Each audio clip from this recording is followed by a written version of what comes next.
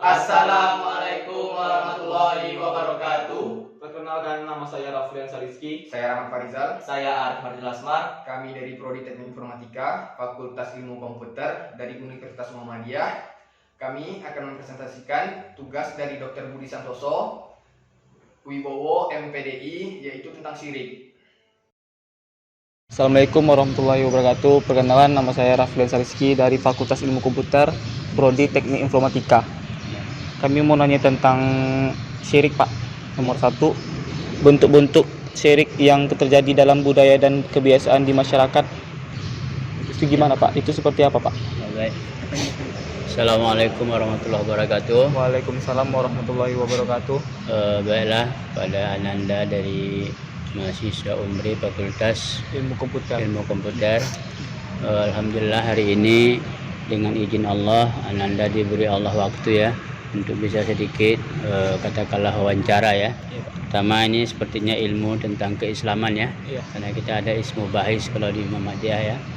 Jadi kalau kita berbicara tentang kesyirikan, ya tentu saja syirik ini adalah merupakan salah satu dosa besar ya, Iya. yang tidak diampunkan oleh Allah apabila si pelakunya tidak mau bertobat sampai mati. Nah, salah satunya firman Allah, a'udzubillahi minasyaitonirrajim, innallaha la yaghfiru ayyushraka bihi wa yaghfiru ma duna dzalika liman yasha wa may yusyrik billah faqad iftara itsman 'azima. Nah, sesungguhnya Allah tidak mengampunkan dosa syirik dan mengampunkan dosa selain itu bagi yang ia kehendaki. Dan barang siapa yang melakukan syirik, sungguh dia telah melakukan dosa besar. Nah, jadi kalau kita berbicara masalah syirik, jadi syirik ini bentuknya memang salah satu perbuatan ya yang sangat dimurkai oleh Allah. Nah, sebab dia mengakui ada kekuatan lain selain daripada Allah. Nah, tentu pertanyaannya, walaupun mereka sudah sholat, ya sholat tetap sholat, tapi dia melakukan perbuatan syirik, ya tetap saja dianggap syirik ya. Nah, makanya kita sebagai warga Muhammadiyah, salah satu misi ya Ahmad Dahlan itu mendirikan organisasi ini itu tadi ya, untuk memberantas perbuatan syirik, kemudian perbuatan bid'ah dan khurafat ya.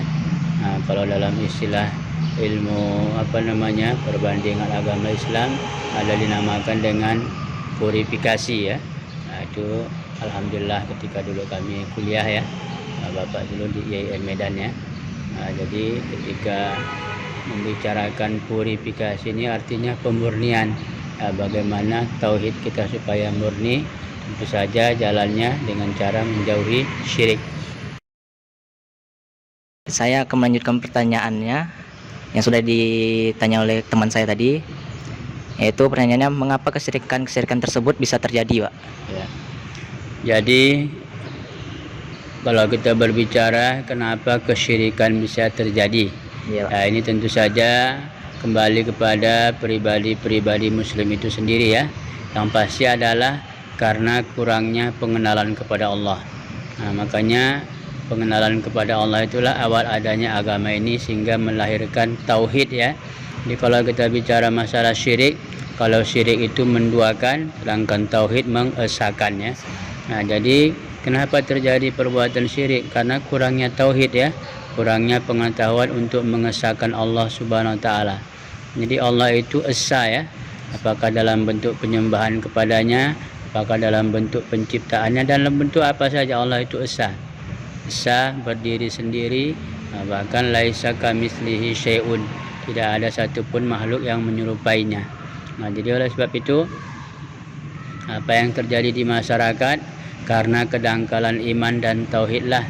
Nah, makanya sering terjadi perbuatan-perbuatan syirik. Nah, walaupun kadang-kadang dalam bentuk adanya perilaku adat istiadat ya.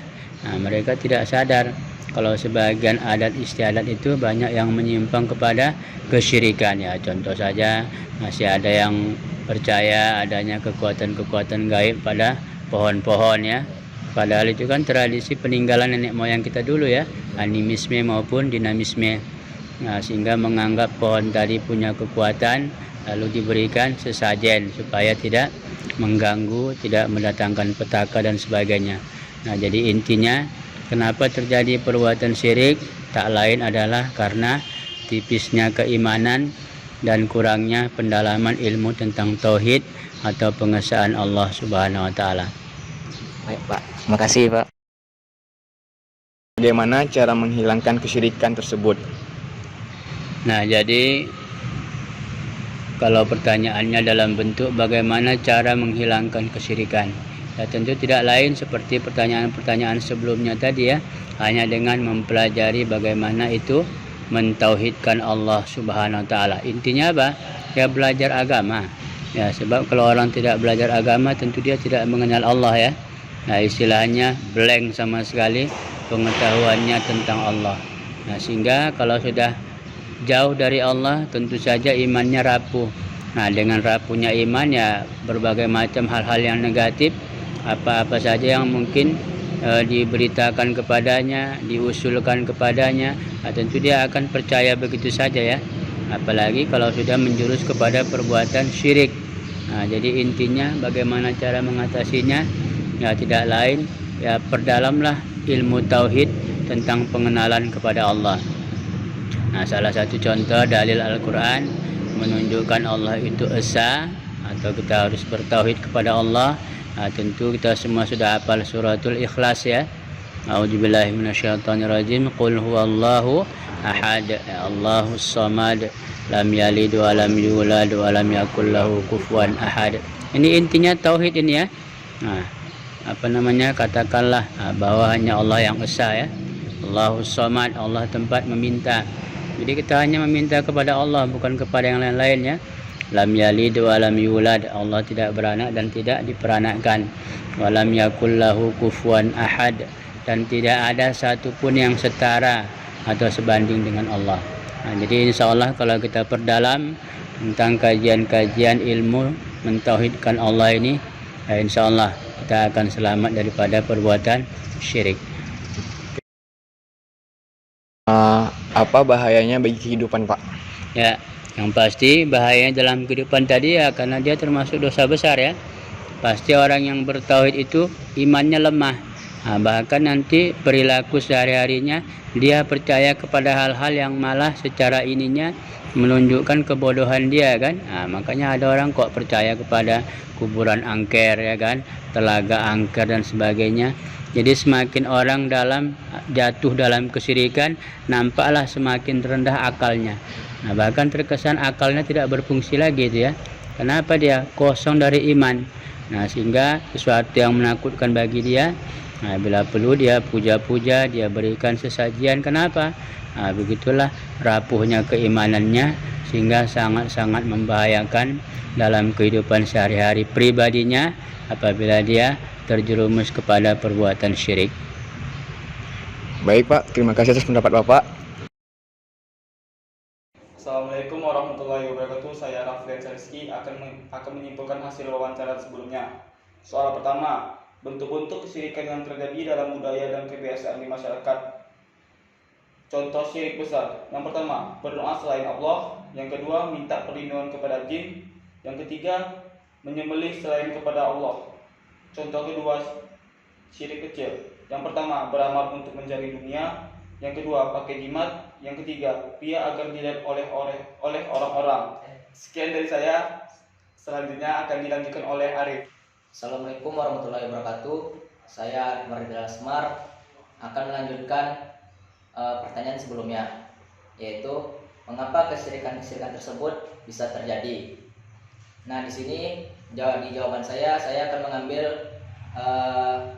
bentuk-bentuk kesyirikannya dari jawaban nomor 1, yaitu mengapa kesyirikan berdoa selain pada Allah itu terjadi, yaitu karena sebagian masyarakat atau beberapa masyarakat kebanyakan pergi ke kuburan untuk meminta pertolongan dan meminta rezeki kepada mayat-mayat yang ada di kuburan.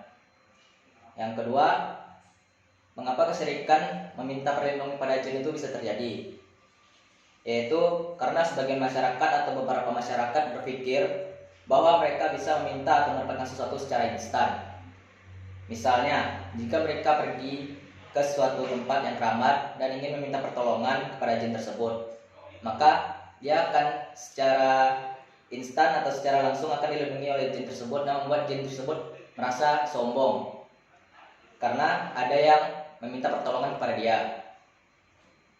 Yang ketiga, menyembelih selain kepada Allah. Mengapa kesyirikan tersebut bisa terjadi? Yaitu karena sebagian masyarakat atau beberapa masyarakat masih berpikir bahwa menyembelih atau memberikan sajajen kepada jin adalah sebagai imbalan atas pertolongan jin tersebut. Yang keempat, beramal untuk mencari dunia. Mengapa kesyirikan tersebut bisa terjadi? Karena masyarakat terlalu sibuk memikirkan dunia sehingga mereka melupakan Allah dan akhirat. Yaitu selanjutnya, memakai jimat. Mengapa kesyirikan tersebut bisa terjadi? Karena mereka mempercayai bahwa jimat tersebut dapat melindungi mereka. Seperti orang-orang terdahulu atau orang tua sekarang, mereka berpendapat bahwa jimat tersebut dapat memberi mereka kekuatan atau rezeki. Selanjutnya, yang keenam, mengapa kesyirikan ria agar dilihat orang-orang itu bisa terjadi? Karena sebagian masyarakat atau beberapa masyarakat melakukan sedekah, tapi niatnya bukan untuk kepada Allah, melainkan hanya untuk mencari keterangan saja, untuk mencari nama. Kebanyakan orang-orang seperti itu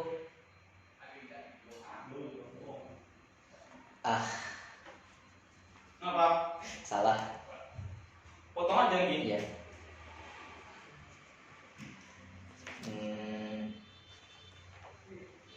Kenapa? Mengapa kesyirikan ria agar dilihat oleh orang-orang tersebut bisa terjadi? Karena sebagian masyarakat atau beberapa masyarakat berpikir atau melakukan sesuatu atau sedekah hanya untuk mencari keterangan saja atau mencari nama atau mencari popularitas dan tidak bersedekah atas niat untuk Allah Subhanahu wa taala. Sebab itulah syirik itu terjadi. Sekian dari saya dan selanjutnya akan dilanjutkan oleh Rahmat Farizal. Assalamualaikum warahmatullahi wabarakatuh. Perkenalkan, nama saya Rahmat Farizal. Saya akan menyimpulkan dari jawaban sebelumnya, yaitu nomor 3 dan nomor 4. Nomor 3, bagaimana cara menghilangkan kesyirikan tersebut? Cara menghilangkannya itu menghayati dengan baik bahwa tiada daya upaya selain dari Allah SWT. Segala sesuatu berlangsung atas kehendak dan kekuasaan Allah SWT. Tidak ada kekuatan dari makhluk manapun yang bisa sebanding dengan kekuatan Allah SWT. Melaksanakan ibadah sholat dengan baik dan benar, sebab ibadah ini mencegah seorang melakukan keji dan mungkar atau perbuatan syirik. Baik, saya akan menyimpulkan juga soal nomor 4. Apa bahayanya bagi kehidupan? Bahayanya bagi kehidupan yaitu menghancurkan seluruh amalan baik, terus hilangnya rasa aman di dunia dan di akhirat. Terus yang ketiga, dosa syirik tidak terampuni. Yang keempat, pelaku syirik kekal dalam neraka. Yang kelima, syirik seburuk-buruknya perbuatan zalim dan seburuk-buruknya perbuatan dosa. Sekian hasil dari presentasi kami. Jadi kesimpulannya adalah Jauhilah perbuatan syirik karena syirik itu sangat dibenci oleh Allah Subhanahu wa taala. Baiklah, apabila kami ada kekurangan dan kesalahan kata, mohon dimaafkan. Wabillahi taufiq wal hidayah. Assalamualaikum warahmatullahi wabarakatuh.